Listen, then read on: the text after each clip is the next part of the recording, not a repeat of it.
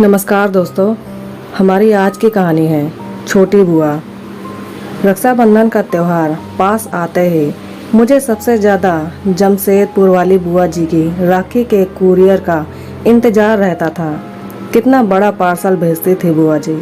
तरह तरह के विदेशी ब्रांड वाले चॉकलेट, गेम्स, मेरे लिए कलरफुल ड्रेस, मम्मी के लिए साड़ी, पापा जी के लिए कोई ब्रांडेड शर्ट। इस बार भी बहुत सारा सामान भेजा था उन्होंने।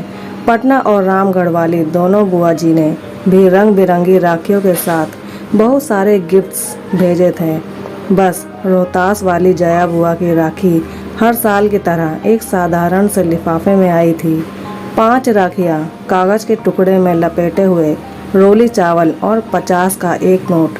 मम्मी ने चारों बुआ जी के पैकेट डाइनिंग टेबल पर रख दिए थे ताकि पापा ऑफिस से लौटकर एक नज़र अपनी बहनों की भेजी राखियों और तोहफे देख लें। पापा रोज की तरह आते ही टेबल पर लंच बॉक्स का थैला और लैपटॉप की बैग रखकर सोफे पर परस गए थे। चारों दीदी की राखियां आ गई हैं। मम्मी पापा के लिए किचन में चाय चढ़ाते हुए आवाज़ लगाई थी, जया का लिफाफा दिखाना जरा। पापा जया बुआ की राखी का सबसे ज़्यादा इंतज़ार करते थे और सबसे पहले उन्हीं की भेजी राखी कलाई में बांधते थे। जया बुआ सारे भाई बहनों में सबसे छोटी थी, पर एक वही थी जिसने विवाह के बाद से शायद कभी सुख नहीं देखा था। विवाह के तुरंत बाद देवर ने सारा व्यापार हड़प कर घर से बेदखल कर दिया था। तब से फूफा जी की मानसिक हालत बहुत अच्छी नहीं थी। मामूली सी नौकरी कर थोड़ा बहुत कमाते थे। बेहद मुश्किल से बुआ घर चलाती थी। इकलौते बेटे श्याम को भी मोहल्ले के साधारण से स्कूल में डाल रखा था। बस एक उम्मीद से लेकर बुआ जी किसी तरह जिए जा रहे थे। जया बुआ के भेजे लिफाफे को देखकर पापा कुछ सोचने लगे। गायत्री, इस बार रक्षाबंधन के दिन हम सब सुबह वाली पैसेंजर ट्रेन से जया के घर रोहतास उसे बगैर बताए जाएंगे, जया दीदी के घर। मम्मी तो पापा की बात पर एकदम से चौंक गई। आपको पता है ना कि उनके घर में कितनी तंगी है। हम 3 लोगों का नाश्ता भी जया दीदी के लिए कितना भारी हो जाएगा। वो कैसे सब कुछ मैनेज कर पाएंगी। पर पापा की खामोशी बता रही थी उन्होंने जया बुआ के घर जाने का मन बना लिया है और घर में ये सबको पता था कि पापा के निश्चय को बदलना बेहद मुश्किल होता है। रक्षाबंधन के दिन सुबह वाली पैसेंजर से हम सब रोहतास पहुंच गए थे। बुआ घर के बाहर बने बरामदे में लगी नल के नीचे कपड़े धो रही थी। बुआ उम्र में सबसे छोटी थी, पर तंग हाली और रोज की चिंता फिक्र ने उसे सबसे ज़्यादा उम्रदार बना दिया था। एकदम पतली दुबली, कमज़ोर सी काया। इतनी कम उम्र में चेहरे की त्वचा पर सिलवटें साफ दिख रही थी। बुआ की शादी का फ़ोटो एल्बम मैंने कई बार देखा था। शादी में बुआ की खूबसूरती का कोई जवाब नहीं था। शादी के बाद के 11 वर्षों की परेशानियों ने बुआ जी को कितना बदल दिया था। बेहद पुरानी घिसी सी साड़ी में बुआ को दूर से ही पापा मम्मी कुछ क्षण के लिए देखे जा रहे थे। पापा की आंखें डबडबा सी गई थी। हम सब पर नज़र पड़ते ही बुआ जी एकदम से चौंक गई थी। उन्हें समझ नहीं आ रहा था कि वो कैसे और क्या प्रतिक्रिया दें। अपने बिखरे बालों को संभाले या अस्त व्यस्त पड़े घर को दुरुस्त करें। उसके घर तो वर्षों से कोई मेहमान नहीं आया था। वो तो जैसे ज़माने पहले भूल चुकी थी कि मेहमानों को घर के अंदर आने को कैसे कहा जाता है। बुआ जी के बारे में सब बताते हैं कि बचपन से उन्हें साफ सफाई और सजने संवरने का बेहद शौक रहा था, पर आज दिख रहा था कि अभाव और चिंता कैसे इंसान को अंदर से दीमक की तरह खा जाती है। अक्सर बुआ जी को छोटी मोटी ज़रूरतों के लिए कभी किसी के सामने तो कभी किसी के सामने हाथ फैलाना होता। हालात ये हो गए थे कि ज़्यादातर रिश्तेदार उनका फ़ोन उठाना बंद कर चुके थे। एक बस पापा ही थे जो अपनी सीमित तनख्वाह के बावजूद कुछ न कुछ बुआ को दिया करते थे। पापा ने आगे बढ़कर सहम से गई अपनी बहन को गले से लगा लिया। भैया भाभी, मन्नू, तुम सब अचानक, सब ठीक तो है ना?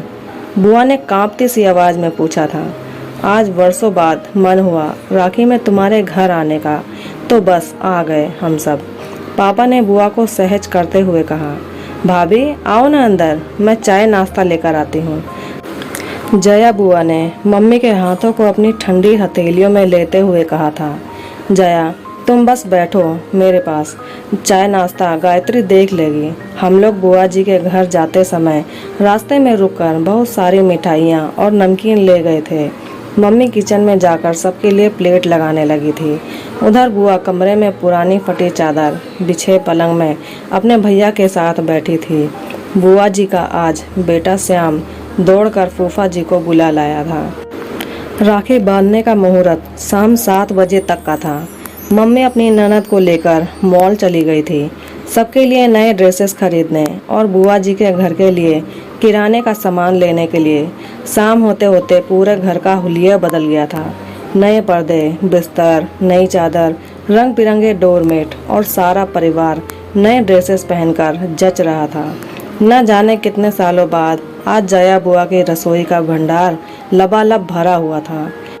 धीरे धीरे एक आत्मविश्वास सा लौटता दिख रहा था बुआ के चेहरे पर। सच तो ये था कि अभी उन्हें सब कुछ स्वप्न सा लग रहा था। बुआ जी ने थाली में राखियां सजा ली थी, मिठाई का डब्बा रख लिया था। जैसे ही पापा को तिलक करने लगी, पापा ने बुआ को रुकने को कहा। सभी आश्चर्यचकित थे। 10 मिनट रुक जाओ, तुम्हारी दूसरी बहनें भी बस पहुंचने वाली हैं, पापा ने मुस्कुराते हुए कहा तो सभी पापा को देखते रह गए। तभी बाहर दरवाजे पर गाड़ियों के हॉर्न की आवाज़ सुनकर बुआ, मम्मी और फूफा जी दौड़कर बाहर गए तो तीनों बुआ का पूरा परिवार सामने था। जया बुआ का घर मेहमानों से खचाखच भर गया था। जमशेदपुर वाली बुआ नीलम बुआ बताने लगी कि कुछ समय पहले उन्होंने पापा को कहा था कि क्यों न सब मिलकर चारों धाम की यात्रा पर निकलते हैं। बस पापा ने उस दिन तीनों बहनों को फ़ोन किया कि अब 4 धाम की यात्रा का समय आ गया है। पापा की बात पर तीनों बुआ सहमत थी और सबने तय किया कि इस बार जया के घर सब जमा होंगे और थोड़े थोड़े पैसे मिलाकर उसकी सहायता करेंगे। जया बुआ को बस एक टक अपनी बहनों और भाई के परिवार को देखे जा रही थी। कितना बड़ा सरप्राइज दिया था आज सबने उसे। सारे बहनों से वो गले मिलती जा रही थी। सबने पापा को राखी बांधी। ऐसा रक्षाबंधन शायद पहली बार था सबके लिए। रात एक बड़े रेस्टोरेंट में हम सभी ने डिनर किया, फिर गप्पे करते जाने कब काफ़ी रात हो चुकी थी। अभी भी जया बुआ ज़्यादा बोल नहीं रही थी। वो तो बस बीच बीच में छलक आते अपने आंसू पोंछ लेती थी। बीच आंगन में ही सब चादर बिछाकर लेट गए थे। जया बुआ पापा से किसी छोटी बच्ची की तरह चिपकी हुई थी, मानो इस प्यार और दुलार का उसे वर्षों से इंतजार था। बातें करते करते अचानक पापा को बुआ का शरीर एकदम ठंडा सा लगा तो पापा घबरा गए थे। सारे लोग जाग गए पर जया बुआ हमेशा के लिए सो गई थी। पापा की गोद में एक बच्ची की तरह लेटे लेटे वो विदा हो चुकी थी। कैसी लगी मेरी ये कहानी? अगर अच्छी लगी तो प्लीज़ वीडियो को लाइक करें, शेयर करें और हमारे चैनल को सब्सक्राइब करें। और इस कहानी को लेकर आपकी क्या राय है ये हमें कमेंट करके ज़रूर बताएं। धन्यवाद।